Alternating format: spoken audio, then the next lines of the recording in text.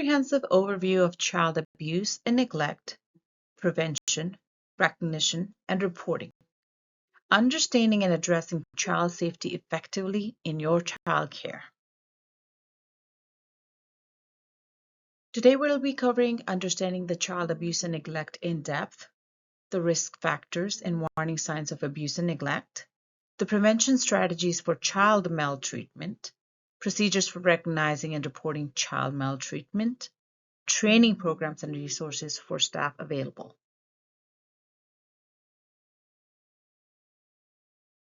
Understanding the child abuse and neglect. What is the definition of child abuse? Child abuse is a term that is in use to describe the mistreatment of children regardless of what kind it is. Therefore, the definition of child abuse varies depending on who you ask. However, there are some general guidelines that most people agree upon.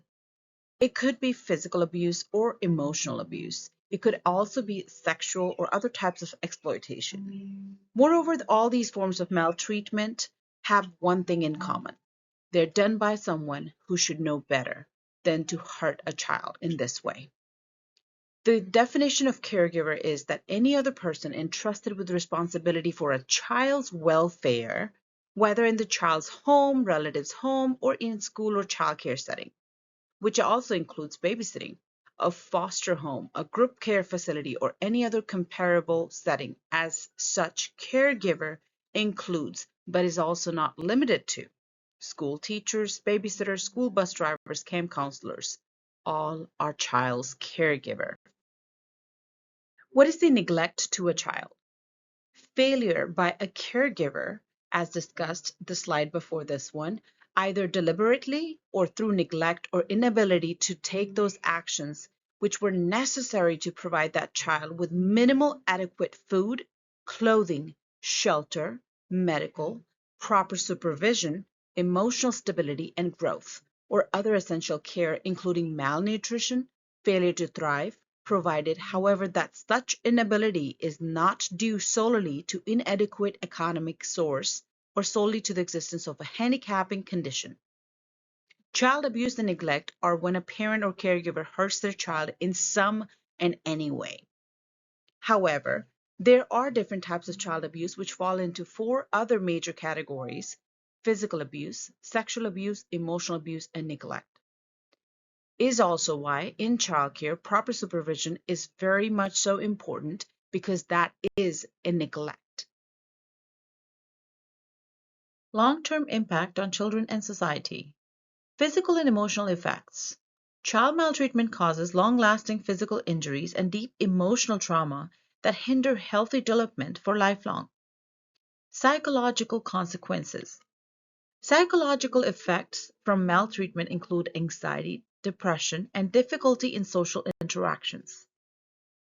Societal challenges. The consequences extend to society, increasing demand for social services and affecting community well-being. Statistics on child abuse and neglect. The following national child abuse statistics from Child Help and DoSomething.org presents facts on how abused youth in the United States are affected by the violence and maltreatment. 5 children die every day from some type of child abuse. 66% of the child fatalities were younger than 3 years old. 1,820 children died from child abuse alone in 2021. The impact: children who've been neglected might experience short-term and long-term effects. These can include problems with brain development, taking risks like running away from home, using drugs and alcohol, or breaking the law and/or jail time. Physical behavior and emotional warning signs. Unexplained bruises, cuts, or injuries that may have happened accidentally or not may indicate possible abuse or neglect in children. Behavioral warning signs.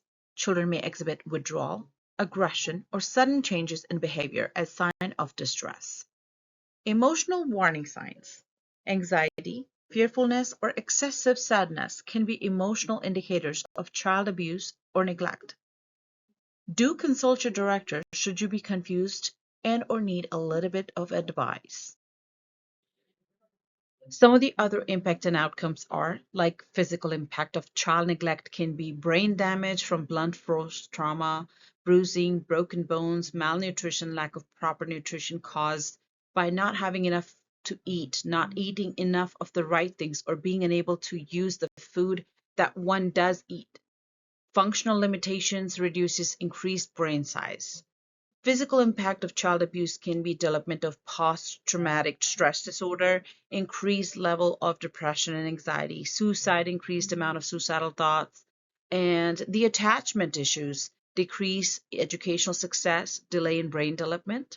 And some of the behavior impact of child neglect can be drug or alcohol abuse, unhealthy sexual practices, juvenile delinquency, future mistreat of their own children, and this is how the stress can change a child's brain. A normal brain of a 3-year-old child would look as the picture on the left, and an extreme neglect would be the one on the right. The physical abuse, which is a form of mistreatment in which kid's body is intentionally harmed or put at risk of injury by another person.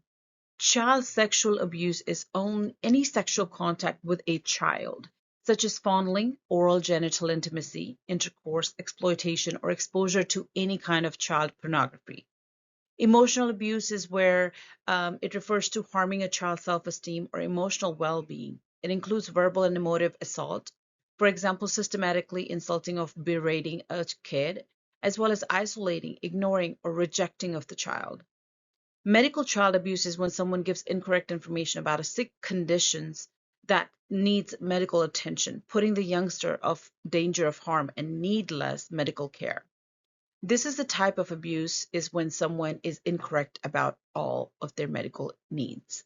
This is a type of neglect that refers to failure to provide adequate food, shelter, attention, supervision, education, or dental or medical care. In many cases, child abuse is done by someone the kid actually knows and trusts, usually a parent or another family member or a caregiver. Recognizing patterns and subtle indicators. Consistent behavioral patterns, noticing repeated behaviors over time helps detect possible signs of abuse and neglect early on. Subtle environment changes, like small changes in a child's environment, can also indicate underlying issues needing attention. So, as a caregiver, you may ask, what are some of the signs of neglect that I should look forward to so I can do the right part and protect the children in my care? Child or youth, they will show sudden changes in their behavior or school performance. One day they're happy, but the next few days they will actually be the otherwise. Is frequently absent from school or childcare. That's why attendance is very important in our school. Has not received help for physical or medical problems, something that you see that is only increasing or being neglected. Parents are afraid or they're hiding to avoid the conversation regarding their medical need. Bring it to your director's attention. Has learning problems or difficult concentrating that cannot be attributed to specific physical or psychological causes. Is always watchful as though preparing for something bad to happen. Begs or steals food or money, lacks adult supervision, is consistently dirty and has severe body odor, lacks sufficient clothing for the weather. A parent or caregiver denies the existence of or blames the child for any problems in school, shows little concern for the child, is abusing alcohol or drugs, seems apathetic or depressed. Child neglect can be defined as the persistent failure to meet a child's physical and or psychological needs, likely to result in significant harm to a child's health and development by their caregiver. Sexual abuse, which includes any conduct by an adult that sexually involves a child, while it may be carried out by a stranger as well. Moreover, the vast majority of sexual abuse is committed by someone the victim actually knows and probably likes. It encompasses everything from touching for sexual gratification, cupping the breasts, behind genital oral sex intercourse, and an adult exposing themselves. And some of the other examples may also include insist on physical affection, such as kissing, hugging, or wrestling, even when the child does not want to, are overly interested in the sexual development of a child or teenager, insist on time alone with the child with no interruptions, spend most of their spare time with children, and have little interest in spending time with people of their age. Regular offer to babysit children for free or take children on overnight outings alone. Buy children expensive gifts or give them money for no apparent reasons. Frequently walk in on children and teenagers in the bathroom. Treat the children as a favorite, making them feel special compared with others in the family. Pick on the child. The emotional abuse can occur when a youngster's emotional, psychological, or social well-being and sense of worth are continually assailed. It might include a pattern of deriding, rejecting, condemning, discriminating against. This also includes demeaning, ignoring, isolating, corrupting, exploiting, and terrorizing a kid. It might stem from family violence or involvement in unlawful or antisocial activities.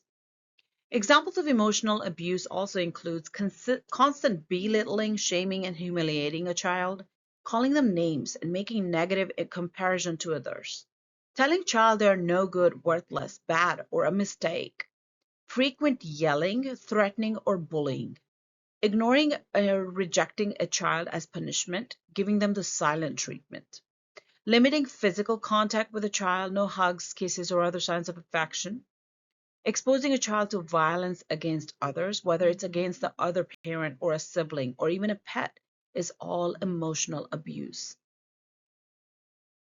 Physical abuse from a childcare teacher in a childcare facility.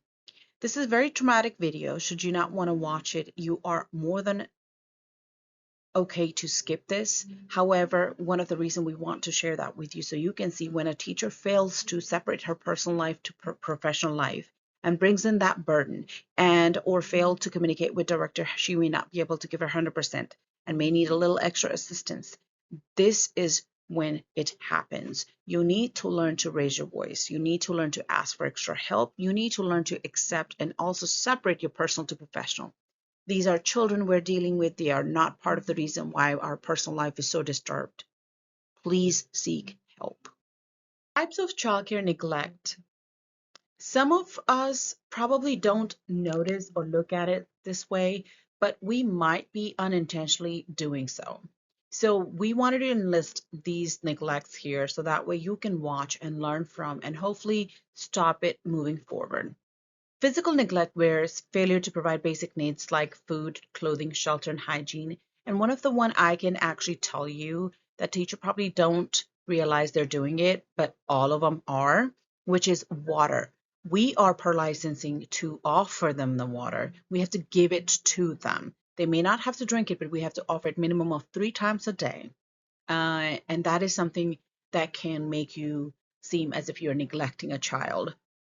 Leaving children unsupervised or in an unsafe environment at any time, ignoring signs of physical discomfort or illness. If somebody has a headache, somebody's feeling warm, and you ignored it for a half a day, that is a neglect. And medical neglect, not seeking medical attention when a child is sick or injured. Call parents right away and contact your administrator and see what they have to say. Ignoring prescribed treatments or failing to administer medication. Skipping routine health checkups or dental care, failing to document incidents that impact medical care or delay treatment. Please, every single fall, trip, hazard, bite, kick, everything requires an incident report. Please make sure you are doing an incident report for everything. When that injury comes into a big bruise or another, medical need, you don't know that. Protect yourself. Withholding or limiting access to medical support due to lack of reporting or follow through is also a neglect. When you didn't do an incident report, but that resulted into a medical urgent need, maybe later on, that can fall back on you.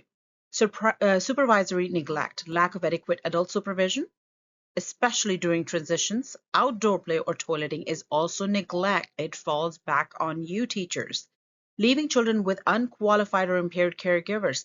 This is on for directors. If your teacher is not qualified or she is impaired, basically she is not doing her job and you know that and you're just counting her in as a ratio, that is a neglect. Failing to intervene in unsafe or inappropriate behavior. Inadequate supervision resulting in preventable incidents such as biting, hitting, or elopement.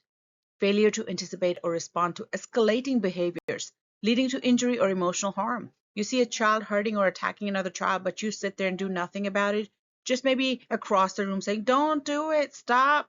That is not enough. That is a neglect. Please get up, walk to the child as soon as you can, and then report it to your administrator. Educational neglect.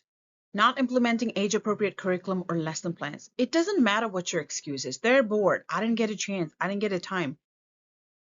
Licensing, TRS, and the authorities, all they see is you neglected. Failing to engage children in meaningful learning activities. That is part of our job. Engage with them, interact with them. Not doing so is a neglect. Ignoring developmental milestone or learning delays. That is our job. We need to make sure they're hitting those milestones and then communicate that on a piece of paper with parents. Emotional neglect, withholding affection, comfort, or attention. First thing I offer is a hug if a child is crying or, has any type of discomfort. Always works like magic. Ignoring a child's emotional distress or social needs. Ask them questions. Can I help you? Do you need something? It doesn't matter if they can speak or not. They understand your body language. Creating an environment of fear, isolation, or rejection. If the children are fearful of you, it will come through. It will. Create a positive and calming environment. Environmental neglect, maintaining unsanitary or hazardous classroom conditions. You got water all over, you have not sanitized your toys for about a week now, and your toilet is also filthy, doesn't have toilet paper. These are all neglect signs. Allowing clutter, pests, or unsafe material to accumulate.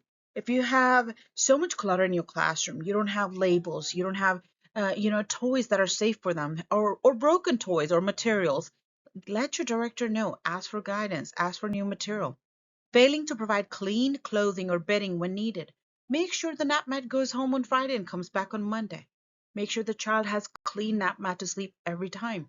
Has an accident? Send it home that day, and then see if parents can remember to bring it back the next day. Send them an extra message. Stay on top of it. Building protective factors and resilience. Positive relationships. Fostering positive relationships supports emotional security, not only to children, but even in adults, and resilience in children facing adversity. Social skills development. Enhancing social skills helps children navigate challenges and build strong support networks. Coping abilities. Teaching effective coping abilities enables children to manage stress and overcome difficulties. Steps for identifying suspected abuse or neglect. Recognize warning signs, which is physical, emotional, or behavioral indicators that may suggest abuse or even neglect. Reach out to your director. Ask for advice if needed to. Document the observation. Carefully record all observation and evidence to support suspicions objectively. Follow reporting protocols, adhere to established procedures for reporting suspicions to relevant authorities, and follow the guidelines as listed in your employee handbook. Legal and ethical responsibilities of reporting. Mandated reporters are legally required to report any suspected maltreatment promptly and accurately. That is us, the staff working in childcare. Ethical standards. Ethical responsibilities include respecting the confidentiality and ensuring the welfare of the affected individuals. Documentation, communication, and follow-up procedures. Accurate documentation, which is precise record keeping, ensures reliable and accessible information for all stakeholders involved. Clear communication. Effective communication channels improve collaboration and understanding among team members. Follow-up actions. Timely follow-up supports task completion and addresses outstanding issues efficiently. Training programs and resources for staff. Best practices for ongoing staff education is to continuous learning importance. Ongoing education equips you as a staff with up-to-date knowledge and skills in child protection. The skill updating regular skill updates helps staff effectively address emerging child protection challenges. Accessing support, services, and resources. Importance of staff awareness. Staff must always be knowledgeable about available support services to effectively assist children and families. Should you have any confusion and/or have any questions, please see your director. Support services availability. Access to support services help manage cases and improves outcomes for affected family. providing help to families. Providing timely help to children and family enhances their well-being and recovery. Overview of available training programs. Training purpose for training programs aim to provide staff with necessary skills to prevent child abuse and neglect effectively. The skill development program focused on enhancing knowledge and practical skills for identifying and addressing abuse cases. Your director and management team can provide all of these resources to you. We also have such platforms called Litmus, CLI, as well as EFS websites and mentors that can also be help with that.